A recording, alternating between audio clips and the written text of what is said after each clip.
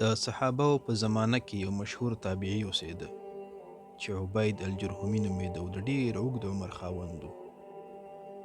د عربو د جاهلیت تاریخ ورته ښه یاد و او د هغوی ډېرې تاریخي کیسې د ده په ژوند کې تېرې شوي دي، ځکه د ځینې روایاتو له مخې د ده عمر 1.5 کاله، 2.5 کاله او ان 300 کاله پورې هم اټکل شوی دی.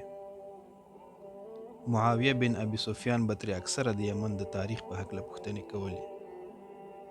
یوه ورځ په شام کې د معاویه رضی الله عنه سره مخامخ شو. معاویه ترې پوښتنه وکړه، تا په ژوند کې تر ټولو ډېر ناشنا څه ولیدل؟ ده ورته وویل، یوه ورځ په یو قوم باندې ورتېرېدلم چې مړی یې خاورو ته وسپاره.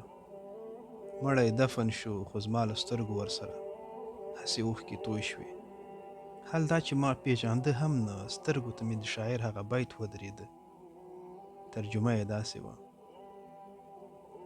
یو ناپېژانده کس ژاړي، حال دا چې پېژني یې هم نه، خو خپلوان یې په مرګ ورسره خاندي. یوه کس راته وویل، ته پوهېږې دا شعر د چا دی؟ ما ورته وویل، والله که پوهېږم، خو له ډېرې زمانې له حافظه کې لرم.